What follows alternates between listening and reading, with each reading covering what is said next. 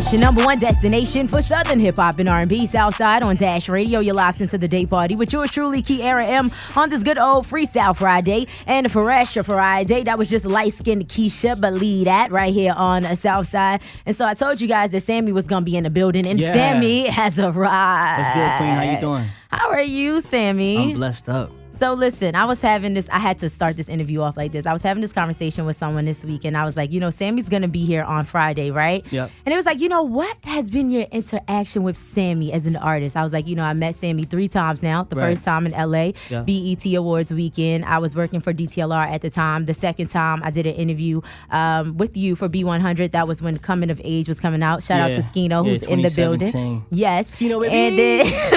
And then now. And so I told her, when I think about Sammie as an artist, the first thing that comes to mind is humility. Thank you. Every time I've come in contact with you, it's always been, hi, Queen this and Queen that. And I absolutely appreciate that about you. Thank you. Has that been a response from everybody else? Yeah, for sure. I got to say thank you to God for giving me my parents. My mother, Angela, my pop, Sammie Sr. They always instill integrity in me, morals, ethics. Talent gets you like in any door you desire, but character keeps you around. And I've learned that. I'm 20 years, or November 30th of this year will mark 20 years of me being professionally known as Sammie, and I'll only be 32. Yeah. So and I've been through like bumps and bruises. My road to success isn't the prettiest, you know what I'm saying? But it turned out beautiful. But it's my character, and I just love everybody. I think you are a queen. I value my brothers as kings, you know what I'm saying? And I'm trying to be peace, light, and love. And one day, we all have to leave this earth. I don't want people to just talk about my musical accolades. I want them to talk about my spirit and how I always conveyed some type of light in a positive way. I had KO in the building. I'm not sure if you're familiar with KO, producer His name's KO. been coming up a lot. And so, producer KO. We actually just connected via like text or whatever. So supposed to be sending me over a nice little folder to work. I had KO in the building yesterday. I think it was that I had KO in, and he was talking about the difference between being successful and being significant. Yeah. You know? And you know what? That's a dope idiom to live by. I don't want to just be successful. Success can be deemed as just monetary, materialistic things. I'm a man of substance. Yeah. So I don't know. The spirit is everlasting, and I want people to say that my spirit was bright while I was here. So I always try to exude that, and then it ricochets off of people. If I give you love, then you'll give the next person love and pay it forward, and so forth and so on. So we desire change, but to do that, you need to be the change. Absolutely, absolutely. So you've been in the business for quite some time, since 12 years old, Sammie. And so you've seen the evolution of Atlanta in this industry, right? Yeah. So talk about it from your standpoint, because now we're here, and Atlanta is one of the top 3 meccas for media. You think number one? I mean, look at Sammie. They cut the checks in New York, and then you catch a vibe in LA. But we Atlanta, substance. It's the substance, it's the sauce, it's the culture. I was getting my hair done yesterday by my hairstylist, and we was in the barbershop talking, and it was crazy because they brought up the new record I got out with Lil Baby, and how it's been turning up for a week. We gonna talk about that. We gonna talk about it. It's a blessing because I came into business when it was cassette tapes was a thing. You know what I'm saying? 1999. Like my gold plaque, my first plaque, it has a cassette tape, and then it was like iPods, and then iPhones, and then Zooms, and now it's streaming. So to be able to just evolve with the times itself is like, it looks effortless, but it wasn't. You know what I'm saying? It was just kind of like the cards that I was dealt in my life and my career. I learned how to evolve with the times, and I believe in that. You evolve or you evaporate. Yeah, and absolutely. It's beautiful. I love how hands-on now we as artists can be. Like, your fate is in your own hands. If you have a smartphone, you can control your destiny. If you're talented, give it to the people, feed them content, and in due time they'll catch on. And I'm really happy to be able to merge from a child star to a teenage heartthrob into the grown man I am today, because that's not easy. Sometimes they can't take you seriously if they remember just I like it. Absolutely. But then you have a come with me, or kiss me through the phone, or next breath, or you should be my girl, or you know what I'm saying, and now times 10. So it's just been a beautiful, beautiful roller coaster ride, full of loops and twirls and ups and downs. But I love it. The journey is the destination. Absolutely. And I remember the last time we talked, you were talking about how R&B is so hip hop driven, right? For sure. And it was so that it lost like its classic sound. Yeah. Do you still feel that same way? Actually, it's refreshing to be able to say this. It's coming back full circle. It is coming Shout back. out to records like Food Up for LMA and her project, Daniel Caesar, my big brother and a mentor, Tank Winwee. Like, he's been in the business for forever too, and just had his biggest record of his career last year at 41 years of age. So I think people are finally tired of just the auto-tune and the cool and the swag and the drug music. You know what I'm saying? They really want vulnerability, passion, substance. So the reason why I think my music is taking off again is because I stayed true to that. Yeah. Even when it was deemed uncool to do so, I stayed true to R&B and its core values. And now, life is full circle. You just got to keep going forward. I tell people that all the time. Yeah. And in due season, you run into your season. Absolutely. Now, you always talked about how you wanted your music to reflect love, peace, joy. Yeah. Do you think that you've done that with I'm Him, Coming of Age, and even now with Times 10? Yeah, and I don't want to act like I'm the perfect guy, because I'm a guy that committed infidelity in a relationship before. I'm a guy that was like the worst guy you should ever talk to at that moment in time, due to my own insecurities and due to my own weaknesses and vices. So I talk about all of that and I own it. You know what I mean? Like, I don't run away from the good or the bad.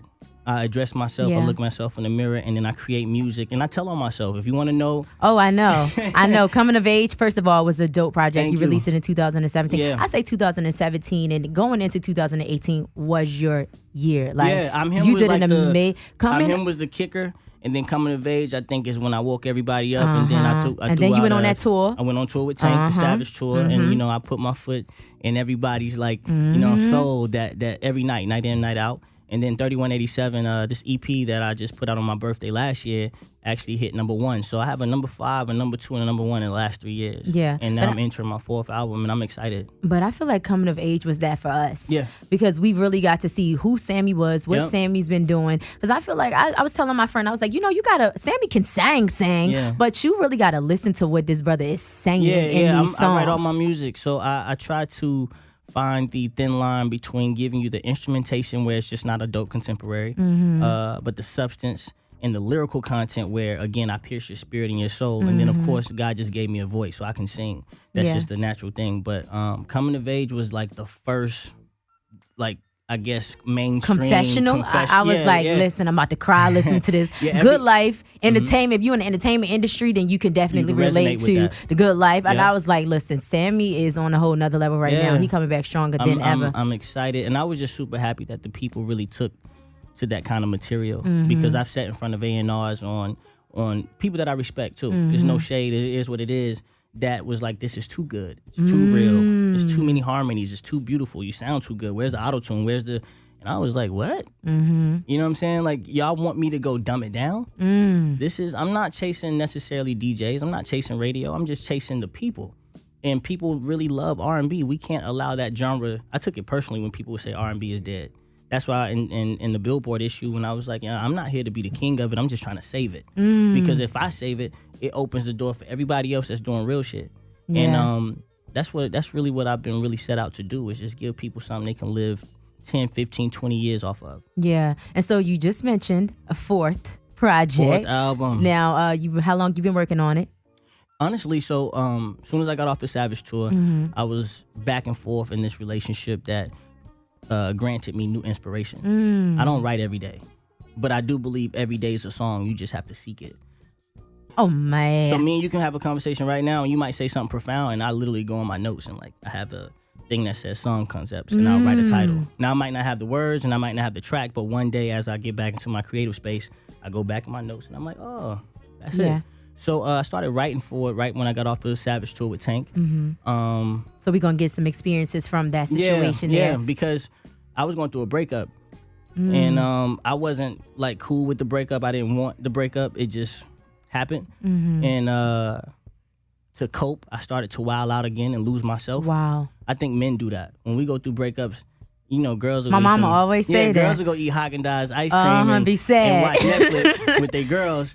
And we go out here and party and take a little bit longer with these ladies. And that was a coping. I was really not myself. And I knew it though. This was a time where I was like, I don't even want to be doing this shit. I'm still not happy. I just want my girl. You know what I'm saying? I just want peace with her. I want success and I want love. I have a song on my album called Success versus Love. It's like soon as I started popping again, and my music is going on the top of the charts, Sacrifice. and my money's good now, and my credit's back where I needed to be, my girl is looking at me like, I don't know if I like this, Sammie, because it's a lot. It comes with a lot. Yeah. So right after the Savage Tour is when I started to pen stuff for it, and then once we closed the new deal with Empire is when I went to album mode. But it only took, like 2.5 weeks to complete. Absolutely. But I started 2017 writing for it.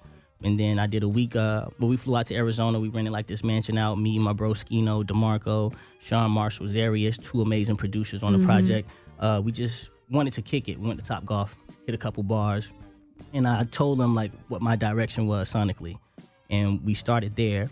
I did a week in Atlanta to get the sauce and the swag and the passion right. And then I went to LA to catch a different wave. And we finished it out there. Absolutely, absolutely. So we got to talk about Times 10 featuring Lil Baby. Shout out to Lil Baby, when man. I heard that, listen, I was like, what is Sammie and Tank trying to do to us? Back to back though, you know, and that wasn't even planned. Tank dropped the dirty, And then he a dropped week the dirty later, video, yeah, and then here comes Sammie with this Times 10. And then when I like the song, but when I saw that video, I was like, oh man, this is intense. Yeah. What y'all trying to do to us? And that's just dope. You know what I'm saying? Back to Tank, like he gave me this charm necklace after the tour and was like, this is just an expansion of myself. I feel like you mirror me. Like I'm looking at my younger self, and I felt like that looking at him and night after night working with him on tour.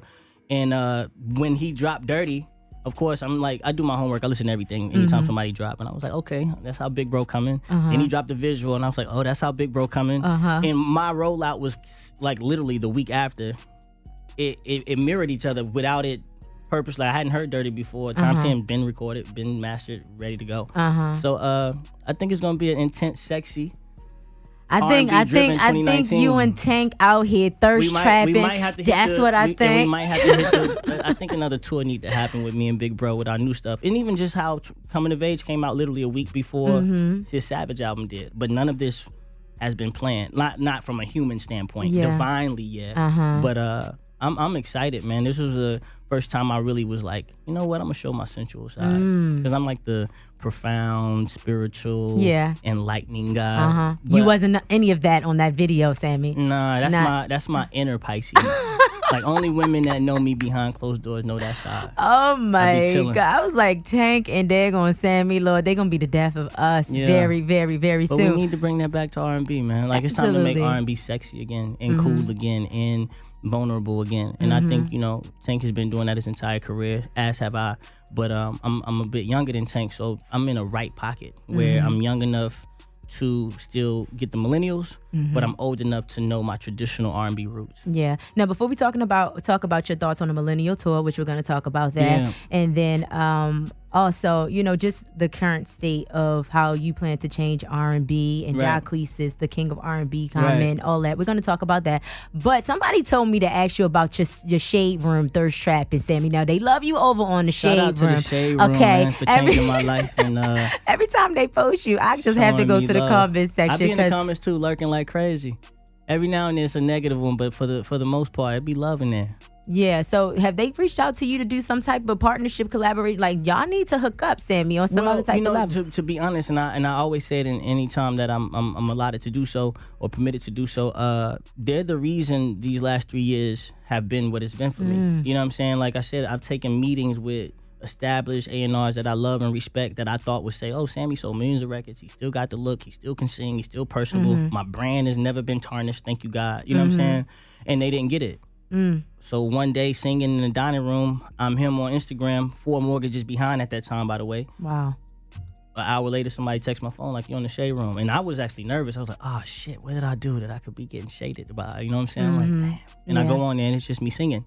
And 4 million views later. Showing you so much love. What? 4 million views later, the world was reminded of why they loved me in the first place. And labels was reaching out and people inquiring about, do I have management, etc. And that's when I realized, like, okay, I'm not crazy. I ain't lose the sauce. I just needed the right platform. Absolutely. And they put me in front of millions of people. So I got mad love for the Shade Room always and forever. If they never post me again, they've done more than enough for me. So it was just genuine love. Like that, I got to meet actually later down the line the 2 individuals that did that for me, and I'm thankful. And I don't know how to explain it, but I never know when I'm going to be on the Shade Room. Yeah. I find out when the world finds out. Absolutely. Now let's talk about the Millennial Tour. All right. So, Sammie, you weren't invited to be on the Millennial Tour. Not even reached out. Not even. And you know what? I was thinking about it. You're 31. I'm 30. I grew up on Sammie. I grew up on Bow Wow. I grew up on B2K. Same. You know what I'm saying? Yep. And I would even throw Lil Romeo in there a little bit. You know what I'm saying? And so it was kind of crazy not to see Sammie on this Millennial Tour. So talk about your comment, just to kind of clear things up about how you truly feel about not being reached out to you for. My entire career, there's always funny things going on behind the scenes that some artists they speak on and some opt to not do so. And I've always opted to not do so. I'm still just gonna do Sammie, drop dope music, and be myself. And I'm still gonna do that. But I also this year I'm gonna speak my tongue. You know what I'm saying? Like I was the first child star of this generation, not the second, not third, not fourth. It was legit Sammie. Then it was Bow Wow. Then it was Romeo. Then it was Lil Corey. Then it was Mario. Then it was B2K. I forgot about Lil Corey. Yeah. Shout out to Bando. Okay.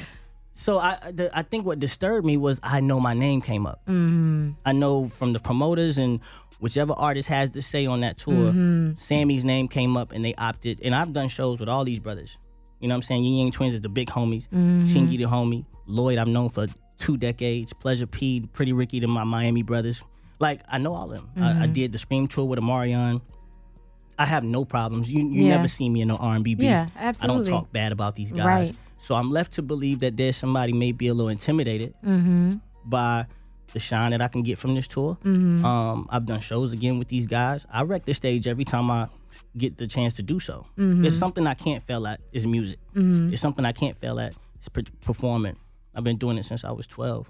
Well, really since I was 4, but professionally since I was 12. And I think they see me on the Shade Room. But they see the comments. They see that I made something with nothing. See, I don't have no gimmicks with me. It's not about reality. I'm not on reality TV show. It's not about the girl I'm sexing. Nah, it's just talent, God, and my team. Straight up. And we put it out there and the people choose me. You know what I'm saying? I can't make the people like me. They just choose that. They like my music. They respect who I am, and I love them for that. And I think that, some of these guys, and I don't know who, but somebody's intimidated. But even when I saw you comment on it, I was like, you know what? I need Sammie to realize that maybe you're not on this tour because there may be something. No, it's something much bigger. Be clear. I'm a God-fearing man. So big I have, in 2019 I have for you. a plethora of tours outside of that opportunity, by the way, in the works. So I'm not even tripping. It's really, the crazy part, it's just because it's called the Millennial Tour. If it was just a tour, if the title wasn't that, I really probably wouldn't have gave 2 shits. But because you call it the Millennium Tour, and I know for a fact, I probably didn't inspire them personally. I don't know that. They would have to say that. I changed the game from an executive standpoint. Once Dallas Austin signed me at 12 and I popped, it made Jermaine Dupri go find a Bow Wow. Master P, put out your son, Romeo. Oh, Noontime, go get Lil Corey. Oh, Jive, go get Mario. Oh, whoever, go get B2K. That's how the young generation started. Because Sammie is platinum. Sammie's #1 on the Billboard. Everyone was calling Dallas crazy when he signed a 12-year-old. There was no 12-year-old out that was actually moving units. Let alone Billboard #1. Like, this is a fact. People always want to say, like, numbers. Cool, we could talk numbers. We could talk catalog. I can just name, like, 7 to 8 commercial hits. And I've been independent, by the way, 85, 90% of my career. I only came out once under major, Capitol Records, my first time. Every album, every mixtape, every EP. Been independent. Including now, Coming of Age, I'm Him, 3187, my 4th album that's coming out soon. It's all indie. It's no millions of dollars behind me. I haven't been on the radio since Kiss Me Through the Phone. For real. But the internet is so the industry is so internet driven. That's really where I'm prospering at. But I was forced there in 2009 when my ex-manager took everything from me. Yeah. Before streams, it was thatpiff.com, livemixtapes.com, LimeWire. You might have to risk getting a virus on your computer, but this is where my project coming out at. So like they see the grind. I'm not just a singer-songwriter. I'm a real boss, a real hustler. Me and my manager Skino was moving Indigo albums at post offices just 4 years ago. So this is from a multi-platinum recording artist. It's no limits to what I'm gonna do to get my product to the people. Absolutely. And when people see that and they see the love and the grind and the organic, realm of it, I think that's They scary. vibe out to it because it's relatable. Yeah, but and the people gravitate to it. But I'm talking about my peers. I think they see that and it's kind of like Disturbing. because he doesn't have the same system I have. He don't have the same cosigns I have. He's not signed to this label. He don't have the big budget like I got, and he's still flourishing. Absolutely. Now I need to figure out your comment on Jacquees's the king of R&B Yeah, type of shout out to situation. Jacquees. Shout out to Jacquees. Shout out to Jacquees. That's funny. I say this first and foremost. It's freedom of speech. We live in America. Say what you want to say. You have much more work to do than this is my problem with that. Who would you say? There's no king. There's no your top 3 artists all time. Top 3 R&B artists. You don't even got to comment on that. Then it starts with R. Kelly. R. Kelly. Let's omit. Not omit, but let's just separate the issues that he's facing. We can agree. The allegations. We can agree. And musically, R. Kelly's the king of R&B. We can agree. He was the king of R&B. Then you have to throw Usher up there. Got to. And then Chris Brown is so amazing, you can't put him just in the R&B box, but then Breezy of this generation. You know what I'm saying? But to me, he's like the king of pop. To me, he's our modern day but bad boy like Michael Jackson. Absolutely. So you give it to R. Kelly, Usher and Breezy. I would have to agree with you. Yeah, when you break it down. But now when you just talk about for real R&B, how is there a king of R&B for the last 10, 15 years? Every interview I've ever done, the first question they ask is, how do you feel about the state of R&B? It's so hip hop driven. It's so it hasn't been. Is dead. It's dead. This is a genre that was just deemed dead for over a decade, and now there's a king of it. There's no king because if it was a king, the king means he's the leader, and it means the pack is following his lead, and R&B's in a great place. Absolutely. So how the hell is there a king of R&B? That's just my first thing. And my second thing is with Jacquees. He's been grinding for a long time. That's my man. He pulled me out on his set for Center Stage because I found out on tour he was performing like I Like It every set, like a throwback joint. Which is dope. Yeah, he brought me out at Center Stage. Girls went crazy. He actually came to, he probably don't know I remember this. I did like a project called the Lee Bush Project in 2013, and he came to my showcase and showed me love, and this is before he was established and with Young Money or whatever, or with Birdman rather.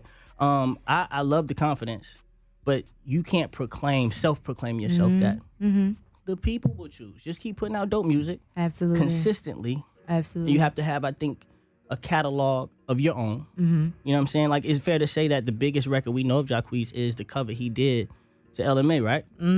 Is that fair to say? It's fair. So you have to have about 5 or 6 or 7, maybe 10 of those of your own to be deemed the king. But again, I would never say I'm the king of R&B. Absolutely. I think I embody and but epitomize but everything. You're just humble anyway, Sammie. Yeah, I am humble. You will never say nothing like that. I'm gonna let the people, if the throne is wide open, and if it's for me to take that seat, the people will put me there. Absolutely. The charts will put me there. And the consistent work that I put, the original music that I write and vocal arrange myself will put me there. Okay. Now in 2019, outside of music, what else is Sammie working on that he could talk to us about? I've been getting a lot of, I got like a few influencer joints last year with like As I Am, hair products and curls. So I kind of really want to tackle into that world. Somehow I became this like because your curls be scruffy popping guy with this long hair. So that's something I really want to like lock in with a company. These last few photo shoots, I think I got a little modeling in me. Oh, so you doing some modeling now? Okay. Yeah. So we could get some black excellence going on. You know what I'm saying? Maybe the face of Sean John or Calvin Klein or Ralph Lauren or something like that.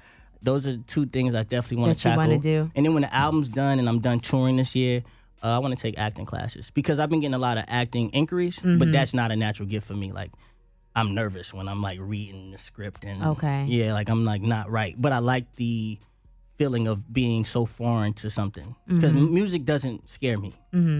Dropping videos, shooting videos, dropping music, I've been doing that my entire life. So I'm so confident in that realm. It feels good to be like, damn, I want to act, but I don't really know if I can. So that's something I want to tackle. And there's so many different amazing acting schools here in Atlanta. Yeah, Terry Vaughn has a dope acting class. Yeah, I want to really, because it's a craft. It's really something I appreciate. It's something that's not natural for me. So it's something I want to tackle just to see if I can conquer it. Absolutely. And we're going to end the interview talking about your spirituality. You're very open on social media about being spiritually grounded. Now, why do you think that's important for your fans to know about you?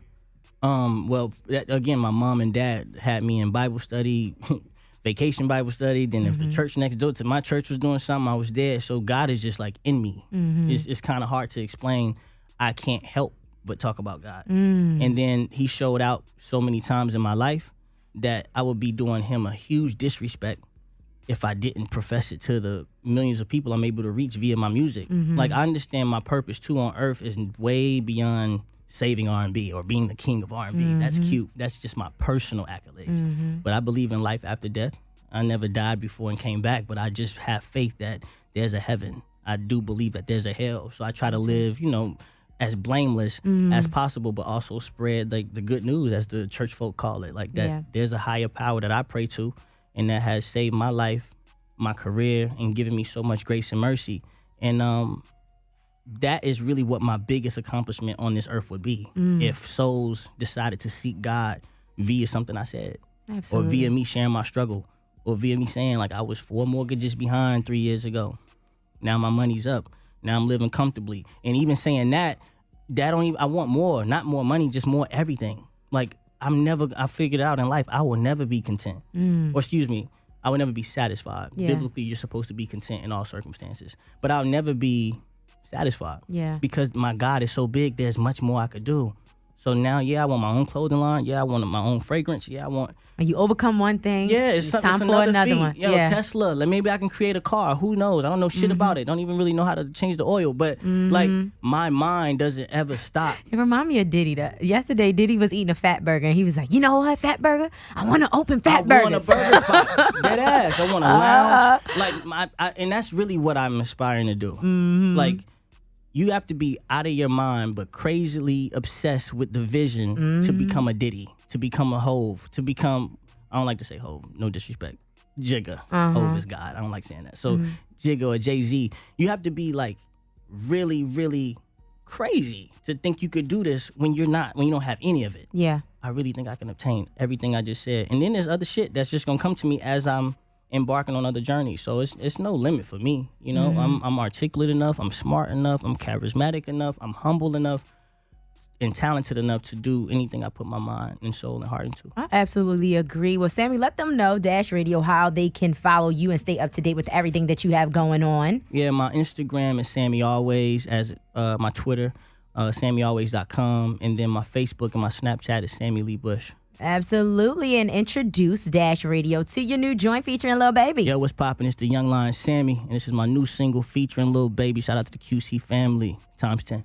It's your #1 destination for Southern hip hop and R&B. Yo. It's Southside on Dash Radio, baby. Yo.